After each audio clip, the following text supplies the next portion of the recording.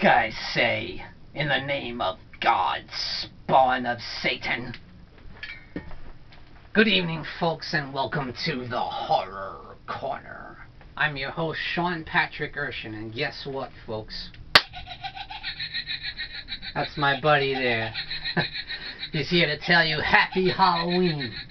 That's right, folks, it's Halloween time, and we're going to talk this week about vampires. Everyone loves a good vampire movie, and this week we're going to talk about the top 10 vampire movies of all time. So let's get right into it, guys, and we're going to talk about, as I usually like to do, a couple honorable mentions. And the first honorable mention is The Brides of Dracula, which I have as part of this Hammer Horror series collection, which is great, I might add. So The Brides of Dracula is actually the first sequel in the Hammer Dracula series. And this one actually doesn't star Christopher Lee as the Count, who plays him in most of the films. But it does have Peter Cushing as the great Van Helsing, and he does an awesome job in this once again. And what a great film. It's absolutely thrilling. I think it's a great sequel, one of the most underrated of all time. You got beautiful vixen hammer girls, the classic vampires, and you got the great lead in the film, who is very handsome, very charismatic, very intelligent, and just a thrilling climax at the end there with the battle between the lead vampire and Van Helsing. It's just action-packed. I love it. And the next one up is Dracula's Daughter, which I have as part of this Universal Dracula collection, which is awesome as well. And once again, one of the most underrated sequels, in my opinion, in horror. And this was, again, the first sequel in the Universal Dracula series.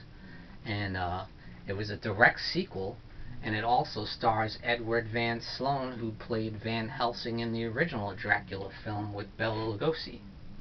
So we find that Dracula has been killed by Van Helsing, and we find out that he had a daughter.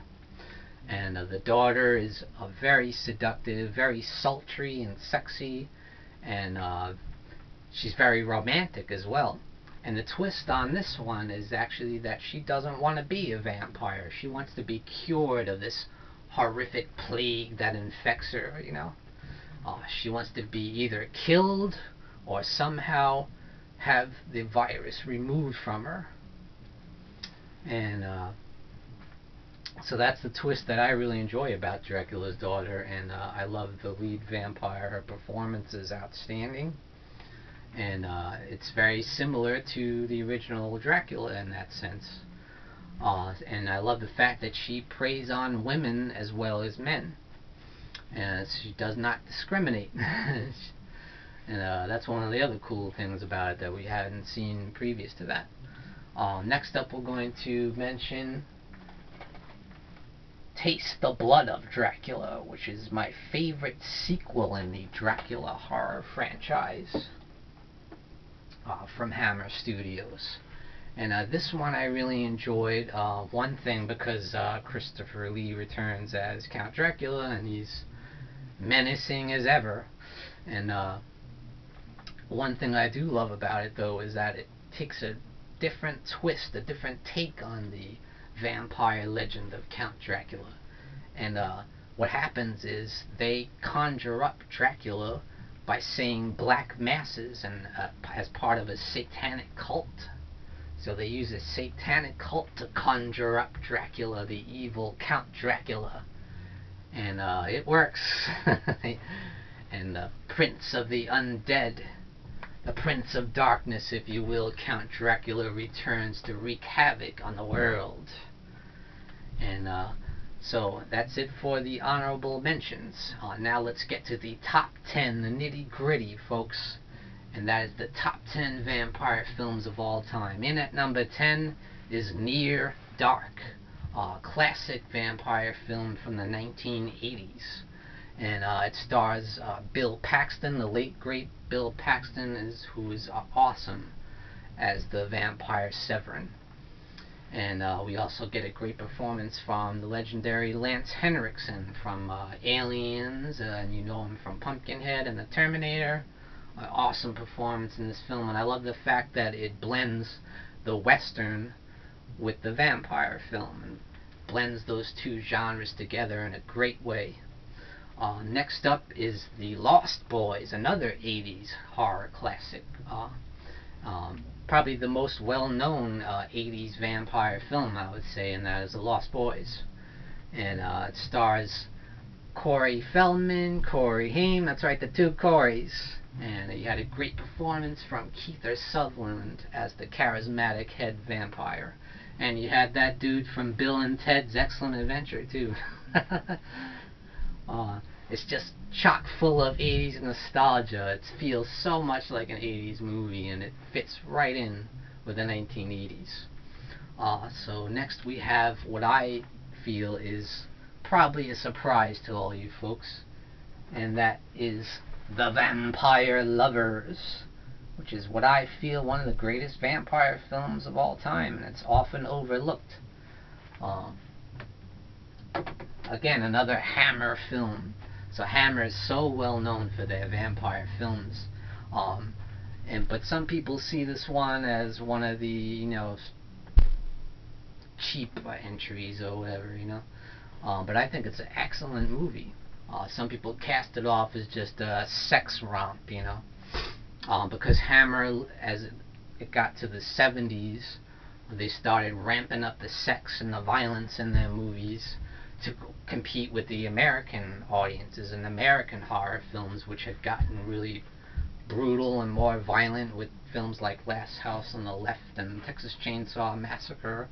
So they had to compete by ramping up the violence and the nudity and the blood, But I just think it's an excellent vampire film starring Ingrid Pitt, who is absolutely the best female vampire ever on film, in my opinion. She's incredibly sultry, incredibly sexy, and I love the way she talks. She's got that great accent, similar to like Bela Lugosi in the original Dracula. If Dracula was a hot girl, it would be Ingrid Pitt as Carmilla. So it's based on that legendary novel, Carmilla. And I think it's a great interpretation of it. Yeah, it brings a lot more sex into it. There's a lot of nudity and there's a lot of blood. But you have great performances all the way around. And I love the fact that she preys on women, she preys on men, she doesn't discriminate. And she's not afraid to get into a little lesbian action in there, she'll do anything to get that prey.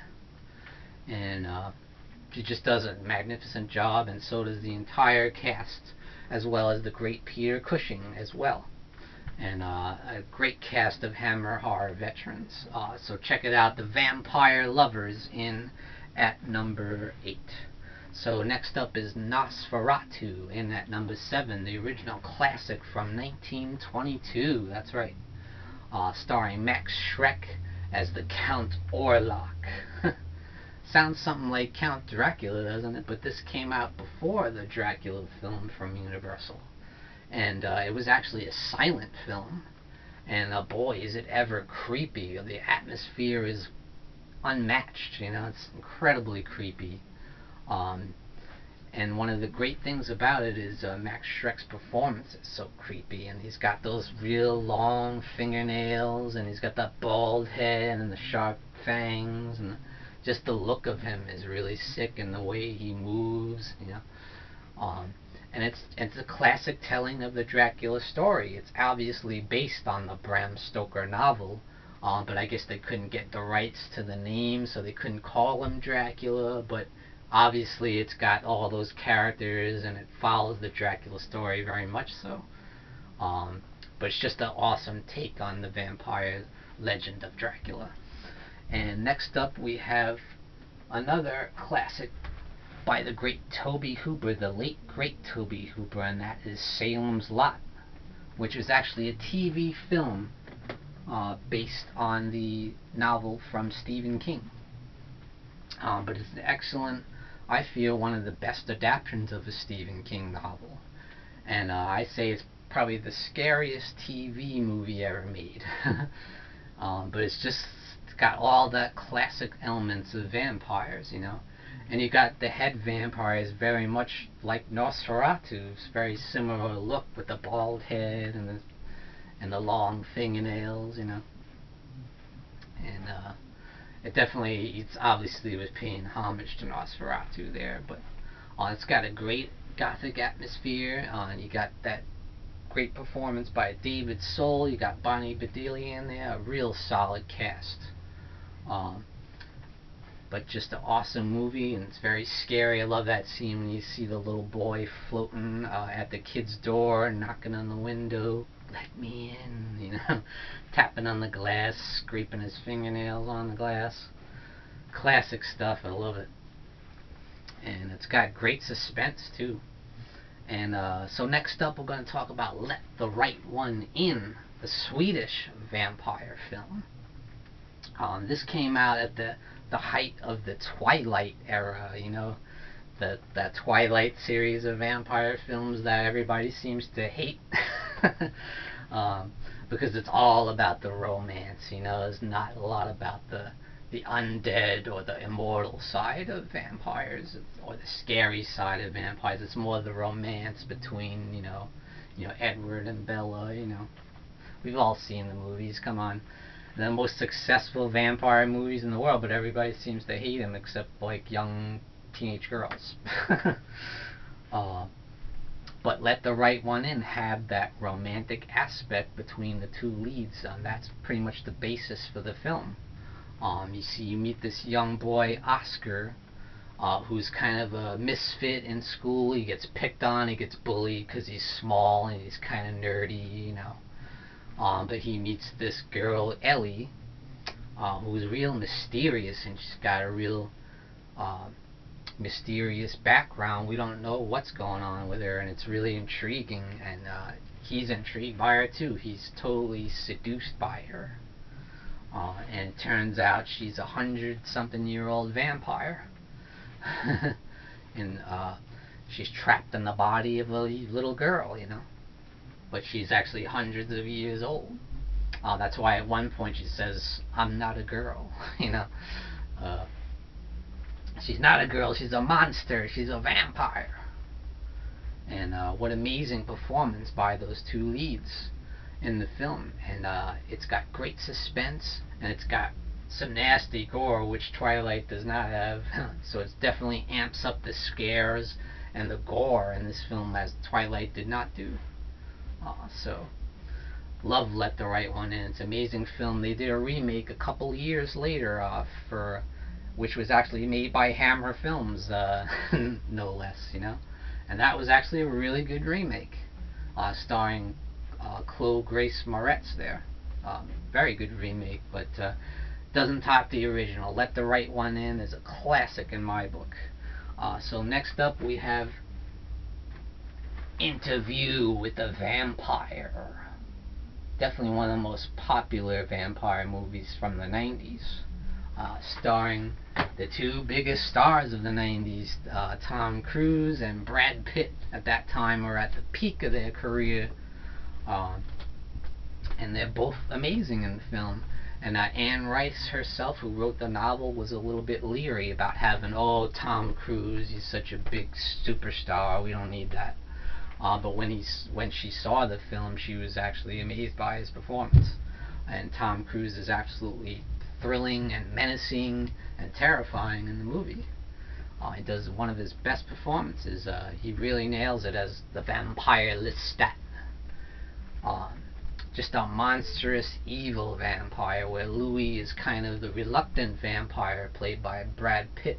He doesn't want to be a vampire, he's reluctant, he regrets making the decision, and he's just haunted by that. And that's pretty much the basis for the film. We see them live centuries, and that's one of the great things about the movie. You see them live hundreds of years. They go for the 60s and 70s and 80s, and you see their lives progress as because they're never gonna die, because they're immortal.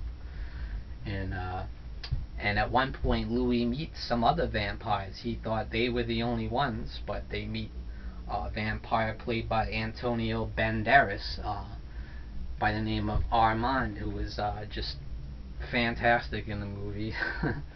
He's very seductive and charming and handsome, and just a great performance. Thrilling, epic movie. I love it. It's got everything you could want in a vampire film. The score is amazing. The cinematography is absolutely out of this world. And the performances are top notch. So, Interview with a Vampire in at number 4. Next up at number 3, we have Fright Night for Real. My favorite vampire movie from the 1980s. I absolutely love Fright Night. Guys might be shocked that I put it that high, but you know what? This movie is awesome. It's absolutely packed with great action, great suspense. It's got that classic 80s soundtrack, that classic 80s feel with the hairstyles and the music, and I love the performances. William Ragsdale, you got his buddy Evil Ed is just fantastic, so funny, so witty, and you got the great Roddy McDowall, who plays an actor who plays a vampire killer in the old school movies, like Hammer style movies. And the fact that he has to actually fight the real vampires in real life makes it a lot of fun, you know. And he brings his, bag of tricks that he used in the movies with his stakes and his crucifixes. And I love the part where he tries to use the crucifix against Jerry Dandridge, who is played by Chris Sarandon, and is what is the most charismatic vampire you'll ever see, you know. He does an amazing performance. But when Roddy McDowall tries to use the crucifix on him, he's like, "You have to have faith for that to work on me, Peter Vincent, vampire killer." Love that guy. Fright Night is awesome, especially the climax, the showdown between Jerry Dandridge and young Charlie Brewster. "Oh, you're so cool, Brewster." It's just amazing. You got Amanda Beers from Married with Children fame. She does a great job. Everybody in the movie is great, and it's funny. It's so much fun, and it's got such great action and great gore effects, by the way. Everything about it is just awesome. I love Fright Night. So next up, in at number 2, is, you knew it had to be on this list somewhere, and that is Dracula from 1931, starring the legendary Bela Lugosi, who I feel is the greatest performance of Count Dracula ever. And it's obviously the most iconic, because everywhere you look when you see somebody playing Dracula on some commercial or something, it's got that feel of the Bela Lugosi style. He made that iconic. He made the character iconic, that everybody remembers his portrayal of Dracula, with that Hungarian accent, with the mannerisms with his hands, and the seduction, the creepiness factor, and just the way he presents himself, the way he's handsome, the way he's got the hair slicked back, and the cape with the black cape with the medallion on his neck there. Just a brilliant portrayal in every way. So creepy, so mesmerizing. You can't take your eyes off the screen, much like Dracula does to his victim. He seduces the audience just like he seduces his victims. And that's the greatness of Bela Lugosi and his performance as Count Dracula.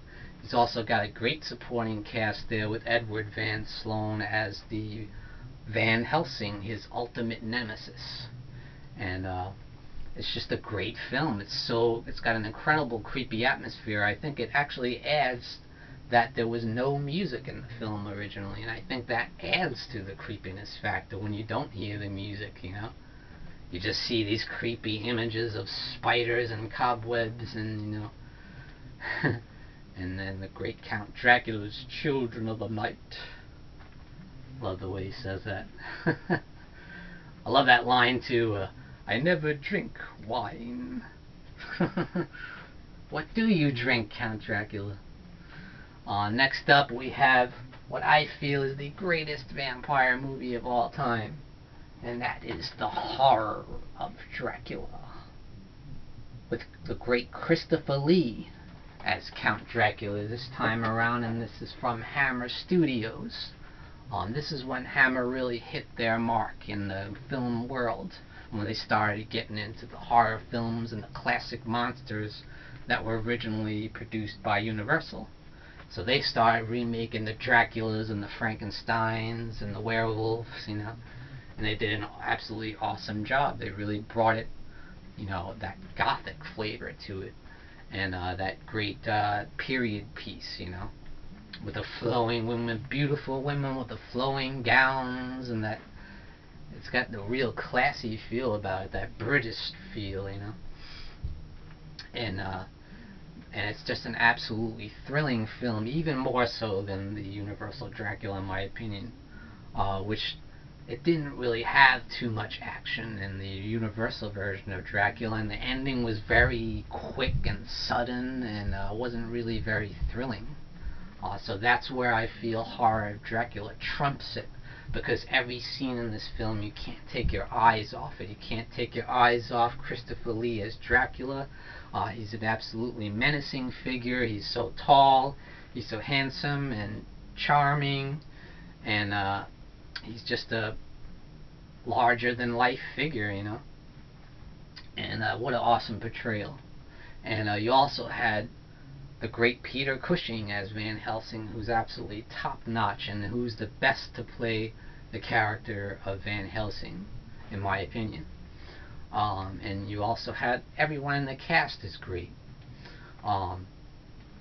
Just loaded with thrilling sequences and spectacular visuals that stick with you. Like that iconic scene when you first see the ugly side of Dracula, when the vampire woman tries to seduce young Jonathan Harker, and he ain't down with that. And you see, when you first see him, he looks like he just got back from a fresh kill. He's got blood spilling from his mouth, and he's like, And then when you see the real side of Dracula, it's sick, it's awesome. Now, what an iconic image that is, And there's so many scenes like that that are just iconic. The way they're shot, the cinematography is just brilliant. The atmosphere is brilliant. And the acting is brilliant. Everything about the movie is just awesome. It's got great action. It's got great blood. You got awesome performances all the way around. So Horror of Dracula is #1 in my eyes as the greatest vampire film of all time. And thank you for joining me, folks, at the Horror Corner. And happy Halloween. Tune in and stay scared.